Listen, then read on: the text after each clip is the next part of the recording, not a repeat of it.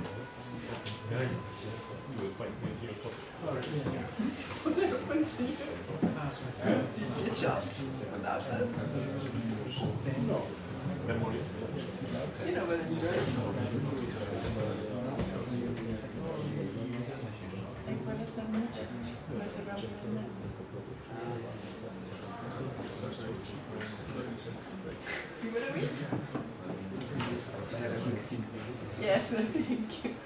Let's just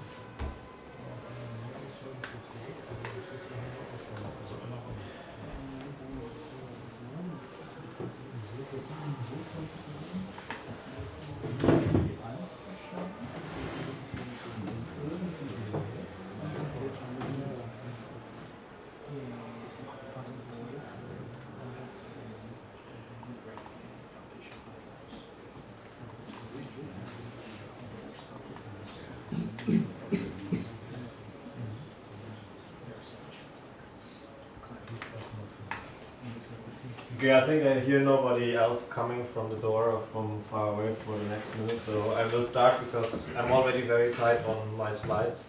My name is Daniel, I'm from CERN, and the topic is a lightning talk that I hope will be a lightning talk duration for hosting active workloads in OpenStack. When a single LV is not enough, because we had our issues when we only have one LV. Short background, at CERN we have 450 load balancers. They mainly are running in a single load balancers using the forward driver. But we have also quite a lot of different solutions for our customers that can, or users that use DNS load balancing or have some own traffic or Nginx in their own Kubernetes cluster where they do load balancing themselves. So our main motivation to actually have multi-active or active-active solutions is, one, we have mirror, storage service, streaming services. They are just another single hypervisor is not enough. And the same thing goes for limited DDoS absorption. If we have a load balancer that gets flooded by a DDoS, we want to have this distributed over multiple ones. Another thing that came with the addition of a new data center was that the requirements from our teams that want to use business continuity or disaster recovery on multiple data centers want to run their workloads in both data centers, but they don't have the necessary tools to actually provide this multi-active setup on their own. So with this, we have like 3 goals that I want to highlight during this talk. You see at the side the multi-instance. Basically, we don't want to have a single instance where the traffic goes through. The second one, we want to have the ability to maybe also forward to the closest location. So think about the multi-data center scenario again. If we have 2 data centers, ideally we stay within the same data center and don't route to the other one, even though maybe latency is the same. Another thing is we want to have high availability, so like all of our solutions that we introduce, we still don't want to lose, like we want to monitor our setups. So you will see the 3 points throughout the slides whether we have achieved this one with the solutions or not. So short questions for you all. If you see the lower part, which is basically, I try to mimic an HTTP request with DNS request, TCP connections, and HTTP request that goes over the TCP request. How many solutions would you see to do active-active there? Quick hand raise, who sees more than one? Okay. 2 people, that's not a lot. Who sees more than 3? Okay. If you see way more, please come talk to me afterwards. Maybe you will know more than I do. So the first thing, it's very trivial to just do DNS load balancing. So instead of having one server to handle all of the loads, we just have a DNS round robin over multiple servers. You return the A entries to multiple IPs, and you're mostly done. Except you don't really have health monitoring, or whatever the client does, you have no control over. And some of our users, especially using top-level domains, cannot have multiple IPs behind a single top-level domain. So, yeah. Second thing, we can do health monitoring in the DNS if we do it more intelligently, but still you have not necessarily the control of the clients, but you also gain the benefit of having geo-DNS, so more local transmission. So for example, if you have a DNS server in the US, it can reply for the US IPs and vice versa for Europe.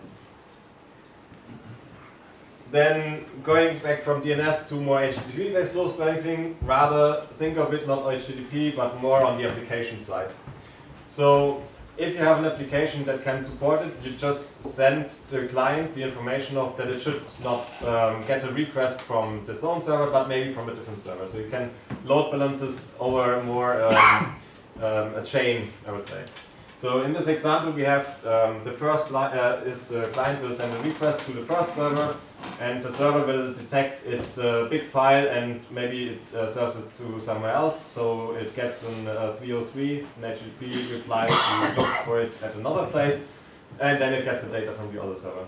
So this helps us a lot with all of the bandwidth issues that we saw before, because you can offload the heavy bandwidth workloads already to a different servers, but it increases the latency quite a lot.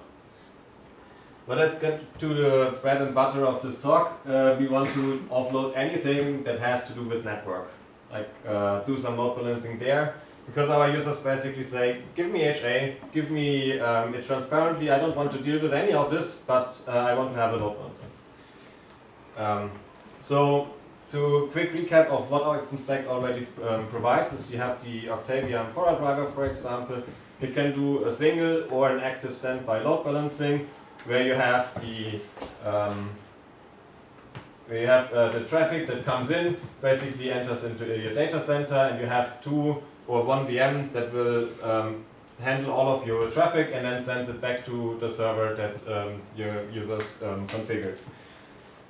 It's good you have at least health monitoring and active standby, but we have the same problem of only following one path.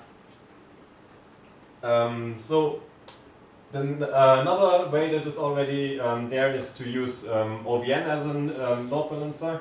So you can use Octavia with OVN to actually provide those. We had already some talks about this as well. It will basically use the source IP and port to forward the traffic to the right servers. And because OVN itself is distributed, you can configure it that the east-west traffic that you have will be already distributed between all of your hypervisors, because the load balancing will be done on the source hypervisor's connection. The problem is for north-south facing traffic. So when you have a client that is outside of your OVN control, it will not be able to profit from the multiple paths. So you will at every time you will end up the gateway node or the virtual router that is there, and you just don't have the bandwidth of multiple network interfaces. So now it's getting into the more complicated way, but also maybe more prominent way. We want to do active-active in the network with a single IP address. So we already have tools for this, mainly BGP. You can use ECMP, so basically equal cost multipath, where the data center router will forward the traffic to wherever you want to have the traffic to, rather in the sense that it will use a hash of the source IP port, destination IP port, and then hashes this based on all of the backends that already have a connection, and then you can forward the same IP traffic over multiple links. That is quite nice. It has a bit of complexity, and in this scenario I explicitly said the user is configuring as well. That is maybe not something that you want to have, because then the user will all of a sudden have to talk with your router control plane, which maybe you don't want to have the credentials somewhere else, or limit the spread values whenever they do something that is a bit nasty. So in Octavia there is multiple proposals that basically look similar to this. It's the same scenario as before, but now you as the cloud provider are in control of the BGP sessions. So you see the amphoras will start the BGP session to the routers, and thus you have the control. The problem that you will have is that if you have a lot of load balancers that perform this way, eventually you have, let's say, 1,000 BGP connections open or 10,000 BGP connections open. Like, it will not scale to a huge extent. So what you can do is you use route reflectors. Basically, it's an intermediate host or a pair of hosts that can use route reflecting and send the BGP information that it gets from the amphoras directly to the data center router. So instead of making a connection open with the routers, you have an intermediate set of hosts that will terminate the connection from the amphoras, and it will forward all of the information that it's aggregated. It has the benefit that you can now do BFD more easily between the route reflector and the amphora, and as an admin you can also control which amphoras should drain, which amphoras should get information, should be maybe allocated more, or a lot of this. You can also do BFD, so to check if the amphora is still up. And whenever the session dies, you just remove it, and the data center router will drop the route to this one. Problem is, it is also complex to manage.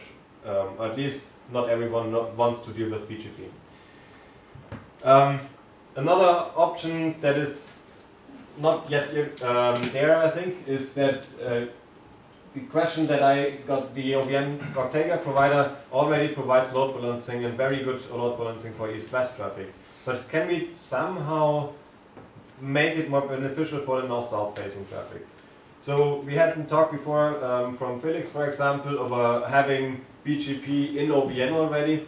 And the question always comes, there's two ways of communication.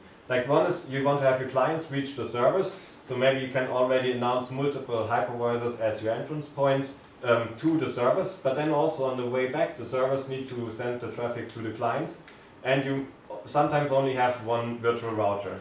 So maybe we can figure something out that OVN will have and support to have bidirectional multi-chassis routing or load balancing. The disadvantage of OVN load balancing is it's only L4. So whenever you want to do maybe HTTP type operations like layer 7 policies in Octavia, this will not work with OVN. So takeaways, there is quite some possibilities that are already there, and you can combine them. I think in the end what you want to do is a consultancy with the users what they actually need. But on the other side is you also want to make sure it's not overcomplicating everything, so the maintainability of your setup is basically the limit of it. There are some links to the specs from Octavia or Neutron as well, so if you want to have a look, you can look there, and if you want to reach out, my contacts are there. Are there any questions?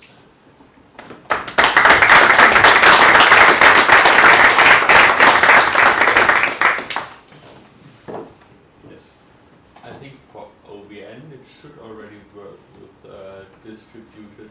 I think it was mostly for NAT, right? So I haven't tested the OVN parts for distributing it. Only the east-west traffic I tested already, but I tested it as well for the north-south. But I'm not sure. I think it was some 24 version, maybe 24.10 or 9. For north-south, I don't know for the load balancer part, but you probably have then a floating IP or something from Yeah. that. And there you can set options that this is fully distributed, but I don't think neutral supports them at the moment. So then you need a router to actually send it to multiple chassis? Or then basically all chassis can handle it, because then it's clear what NUT this is. Then it's always one-to-one, and you just basically replace the destination IP or source IP depending on the way the packet is traversing. But then there's also no connection tracking and things like that. So stateless NUT was the option. Yeah, it might have negative side effects on session stability to destinations. I don't know. Another question. I have just a question. Have you, these proposals are only proposals, or you have them in production? So we don't use it in production yet. We had the patch set, that is these ones. We patched them with our internal patches on top and had them in a test setup, but we don't use anything of this in production.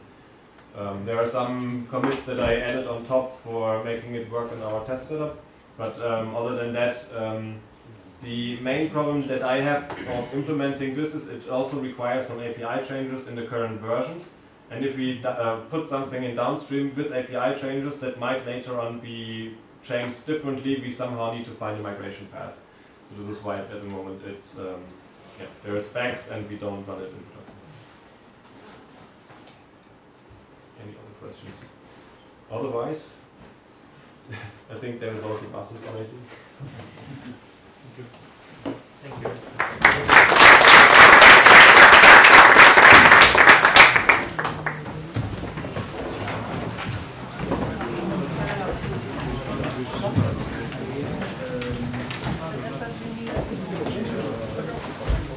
I have been a